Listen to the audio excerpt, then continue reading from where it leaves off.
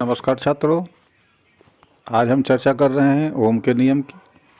बहुत ही महत्वपूर्ण है।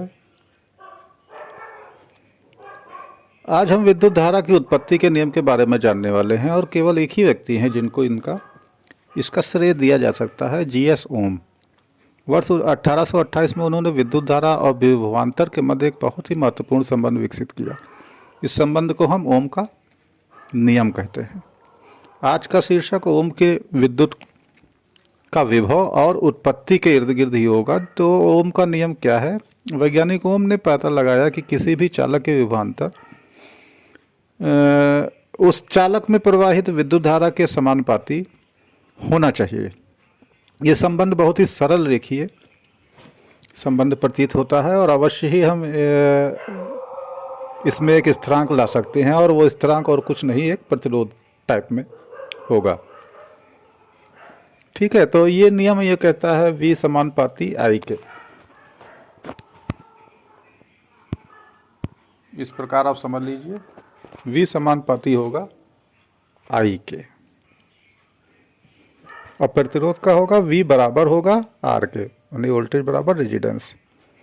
मतलब जितना रेजिस्टेंस कम होगा वोल्टेज उतना ही बढ़ेगा। इसे हम R द्वारा दर्शाते हैं, रेजिस्टेंस यानी प्रतिरोध को। तो ये प्रतिरोध क्या है, यानी R क्या चीज़ है? भौतिकी के अंदर हम इसे एक निश्चित पदार्थ द्वारा उसके माध्यम से विद्युत धारा के प्रवाह के विरुद्ध प्रदान किए गए प्रतिरोध के रूप में समझ सकते हैं। प्रतिरोध का मात्रक ओम है, जिसका नाम स्वयं वैज्ञानिक ओम के नाम पर रखा गया है।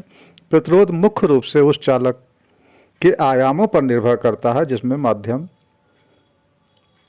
से धारा प्रवाहित होती है। ठीक है, आप इस प्रकार समझ लीजिए, ये चित्र में इस प्रकार। ठीक है, ये आपका प्रतिरोध है। ये उसी चालक के आयामों पर निर्भर करता है। जैसे आप ये समझ लीजिए मोटा मोटा कि कोई पाइप है जिसमें से पानी आप पौधों में पानी दे रहे हैं। पाइप की प्रकृति अगर यूं है, इस तरीके से है, तो इधर से जितना पानी जाएगा इधर पे उतना ही पानी बाहर छोड़ देगा। अगर यही पाइप इस तरीके से हो जिस प्रकार से इसमें दिखाया गया है,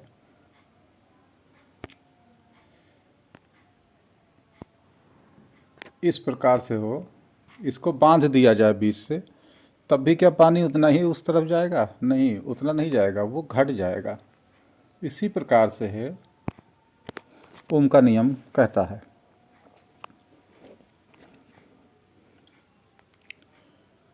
अब ये कहता है कि स्थिर तापमान और भौतिक अवस्थाओं में किसी चालक के सिरों के बीच विभवांतर यानी वोल्टेज, उसमें प्रवाहित धारा धारा को करंट से के सीधे समानुपाती होता है।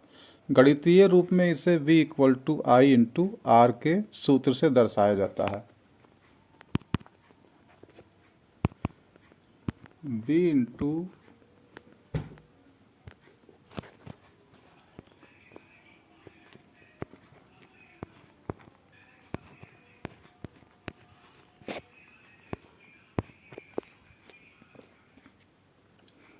गणितीय सूत्र हो गया आपका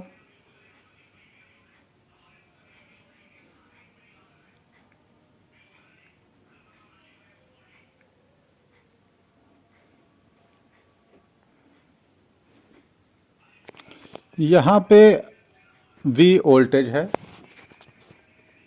I आपकी धारा है यानी करंट है, और R आपका प्रतिरोध है।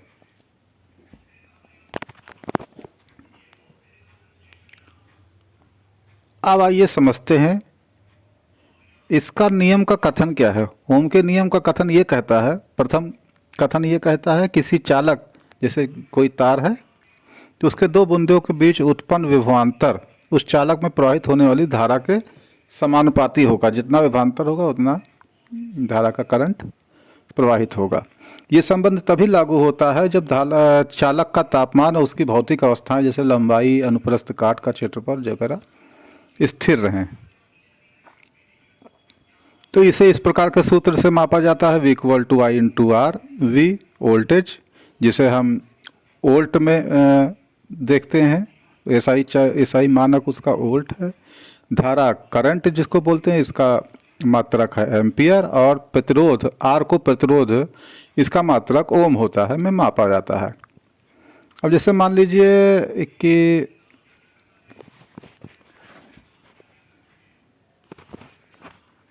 एक सेकंड बता रहे हैं,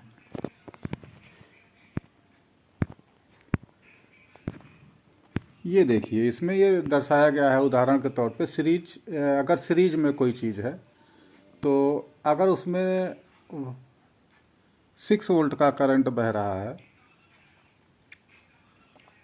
विभवांतर हो रहा है, और उसमें रेजिस्टेंस होते हैं 1 ओम, यानी 2 रेजिस्टेंट लगे हैं, एक 1 ओम का लगा है, दूसरा भी 1 ओम का ही लगा है, तो V आपका हो गया 6 वोल्ट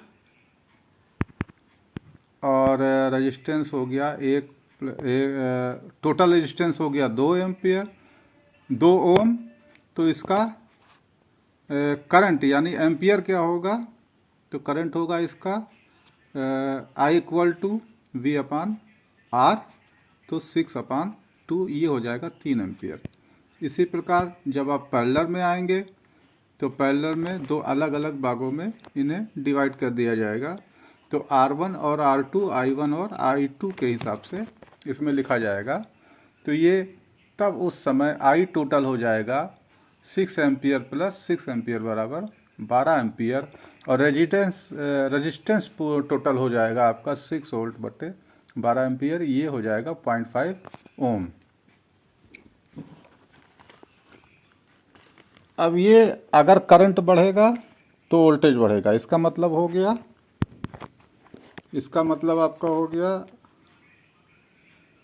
I समानुपाती है V के। फिर क्या हो गया, दूसरा इसका नियम क्या कहता है, अगर प्रतिरोध की वैल्यू बढ़ेगी तो करंट की वैल्यू अपने आप कम हो जाएगी। तो इसे ऐसे देखते हैं, प्रतिरोध की वैल्यू बढ़ेगी तो वोल्टेज करंट की वैल्यू कम हो जाएगी, तो ये हो जाएगा करंट समानुपाती हो जाएगा 1/R के। फिर तीसरा आते हैं, देखते हैं तीसरा नियम इसका कहता है, ओम के नियम का सूत्र क्या होता है, अभी हमने पीछे बताया था।